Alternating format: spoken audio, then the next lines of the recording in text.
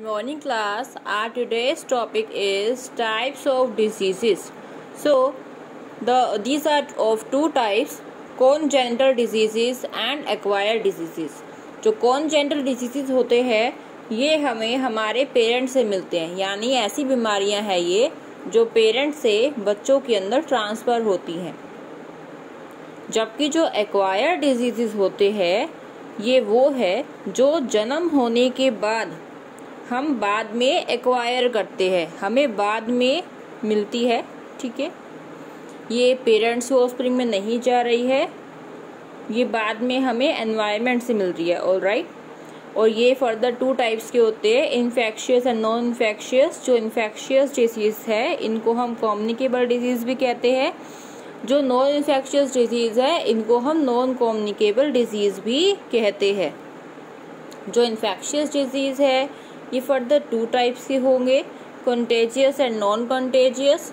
जो कंटेजियस है ये डायरेक्ट ट्रांसमिशन से हो रही है, इसलिए हम इनको क्या करें, कंटेजियस। नॉन कंटेजियस मीनिंग कि ये इनडायरेक्ट ट्रांसमिशन से बीमारियां हो रही हैं। हम कंटेजियस और नॉन कंटेजियस को पढ़ेंगे जब हम अपने डिजीजेस की स्टडी करेंगे, वेरियस एग्जांपल्स को देखेंगे डिजीज के बारे में।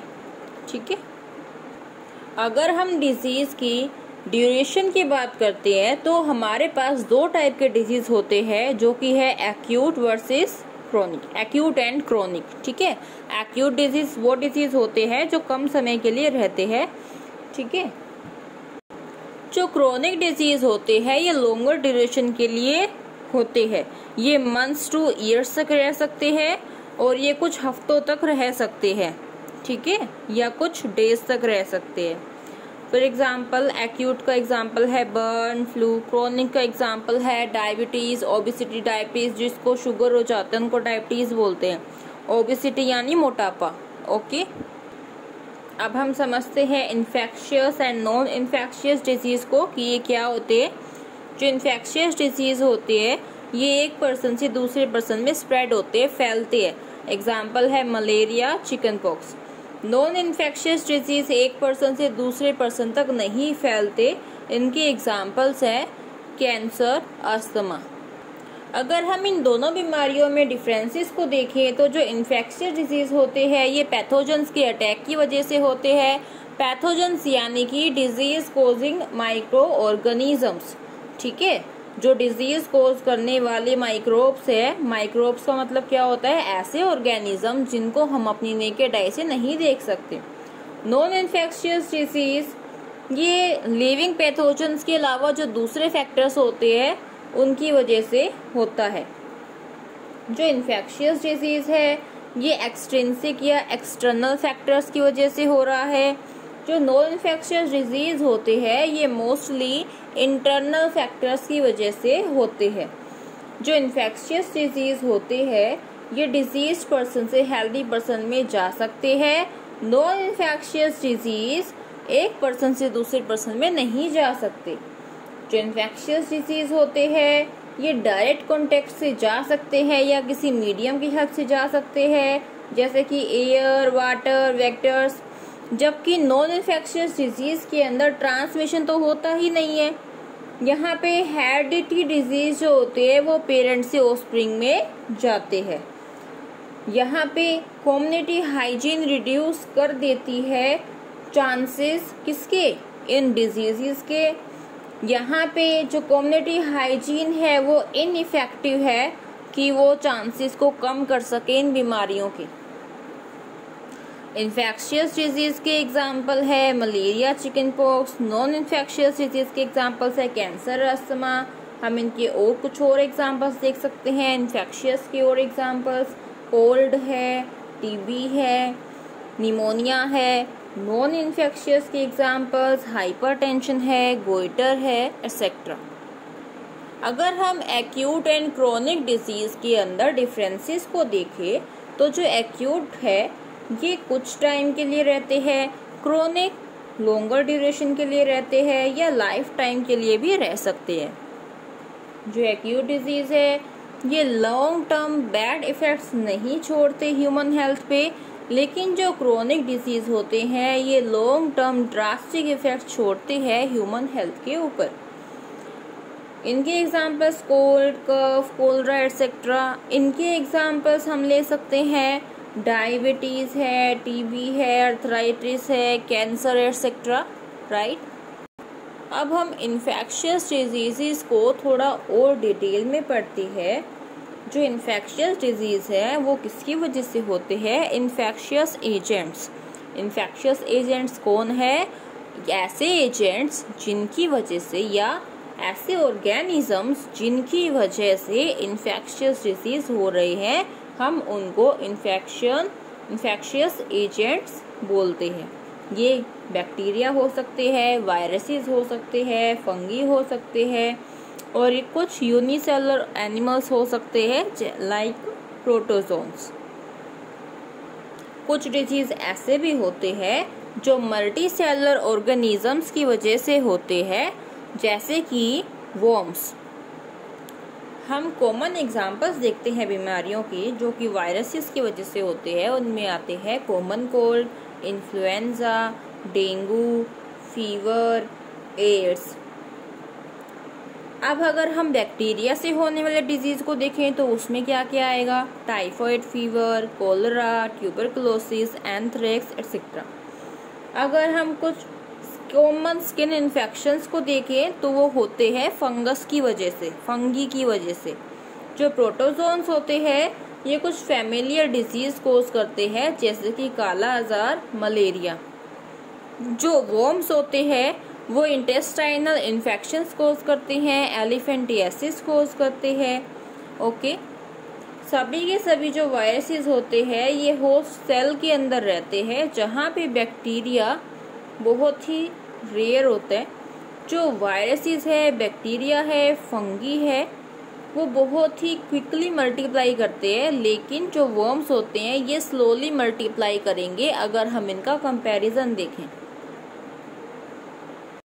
अब हम बात करेंगे means of spread of infectious diseases.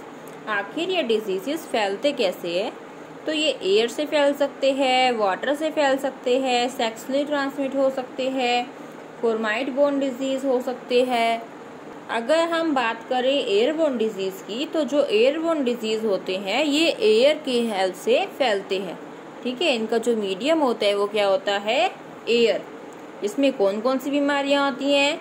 Common cold, pneumonia, tuberculosis. ये जो डिजीज कॉजिंग माइक्रोब्स होते हैं ये एयर के थ्रू स्प्रेड होंगे।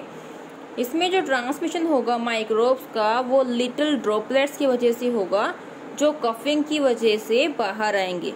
जो इन्फेक्टेड पर्सन है जब वो स्नीज करेगा या कफ करेगा तो ड्रॉपलेट्स एयर में रिलीज होंगे, और जब उनको कोई और पर्सन इनहेल कर लेगा तो वो भी इन्फेक्टेड हो जाएगा।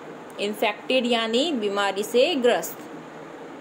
इसके बाद है वाटरबोर्न डिजीज। जो वाटरबोर्न डिजीज है इसके एग्जांपल्स हैं कोलेरा। इन्फेक्शियस डिजीज वाटर से भी स्प्रेड होते हैं, ये इवन स्टूल से भी फैल सकते हैं। अगर कोई पर्सन इन्फेक्शियस गट डिजीज से सफर कर रहा है, जैसे कि कोलरा है, अमीबाइसिस है, तो वो मिक्स हो जाते हैं ड्रिंकिंग वाटर के साथ, जिनको पीपल उसके आसपास जो रह रहे हैं वो यूज करते हैं। ठीक है, जो कोलरा इन्फेस्टेड बैक्टीरिया होता है अब वो नए होस्ट के अंदर एंटर कर जाता है जब वो वाटर को ड्रिंक करते हैं, और वो उनको डिजीज कोज कर देता है। Next we have sexually transmitted diseases. Examples are syphilis and AIDS. ये दोनों ही पैथोजेंस ट्रांसमिट होते हैं सेक्सुअल कॉन्टैक्ट से। जब एक पार्टनर दूसरे के साथ सेक्सुअल कॉन्टैक्ट करता है तो उससे बीमारियां पास होती है। सो सेक्सुअली ट्रांसमिटेड डिजीज ये कैजुअल फिजिकल कॉन्टैक्ट से या टच से स्प्रेड नहीं होता है। कैजुअल फिजिकल कॉन्टैक्ट्स के अंदर आता है हैंडशेक, हग्स, या फिर अगर आप कोई स्पोर्ट खेल रहे हैं जैसे कि रेसलिंग है या कोई दूसरा तरीका जिससे आप एक दूसरे को सोशली टच करते हैं, तो उसकी वजह से ये बीमारियां नहीं फैलती हैं। देन मैंने बात की थी फोर्माइट बोन डिजीज की। तो ये क्या होते हैं? कोई भी चीज है जो कि पेशेंट से कांटेक्ट में आ रही है वो सोर्स ऑफ इन्फेक्शन का काम करता है, जैसे कि डोर हैंडल्स है, टैप्स है, कपड़े है, करेंसी है यानी रुपीस है, अटेंसिल्स यानी बर्तन है, क्रोकरी है, एटसेट्रा, मतलब जो भी सामान वो छुएगा वो एक सोर्स ऑफ इन्फेक्शन की तरह काम करेगा। अब कुछ बीमारियां ऐसी भी होती है जो कि वेक्टर्स की वजह से स्प्रेड होती है, कुछ एनिमल्स ऐसे हैं जो कि डिजीज कैरी करते हैं, कुछ एनिमल्स इन्फेक्टिव एजेंट्स को ट्रांसफर कर देते हैं सिक पर्सन से अनदर पोटेंशियल होस्ट के अंदर। ये जो एनिमल्स होते हैं ये इंटरमीडिएरीज या वेक्टर्स की तरह काम करते हैं। वेक्टर्स क्या होते हैं बच्चों, हमने यहाँ वेक्टर्स की बात की है। मैंने आपको बताया कि जो एनिमल्स है वो इन्फेक्टिव एजेंट को ट्रांसफर करते हैं। तो अब ये वेक्टर्स होते क्या है, ये जो वेक्टर्स हैं ये कैरियर्स होते हैं डिजीज के या इन्फेक्शन के। जैसे कि मलेरिया की अगर हम बात करते हैं तो उसके अंदर जो मॉस्किटो एनोफिलस टाइप है वो इस बीमारी के लिए वेक्टर की तरह काम करता है। ठीक है, वो इस बीमारी को फैलाने में हेल्प तो कर रहा है लेकिन उसको खुद को ये बीमारी नहीं होती है। ठीक है, तो ये सिर्फ ट्रांसफरिंग का काम कर रहा है, तो इसीलिए हम इसको क्या बोलेंगे बच्चों, वेक्टर बोलेंगे। और ये फैलती कैसे है, मॉस्किटो के थ्रू, क्योंकि जो फीमेल्स होती है ना उनको बहुत ज़्यादा न्यूट्रिशियस फूड चाहिए होता है ब्लड की फॉर्म में, ताकि वो अपने मैच्योर अंडे दे सके। तो इसीलिए उन्हें फीड करना पड़ता है वार्म ब्लडेड एनिमल्स के ऊपर इंक्लूडिंग ह्यूमंस, और उनकी बाइट की वजह से ये बीमारी फैलती है।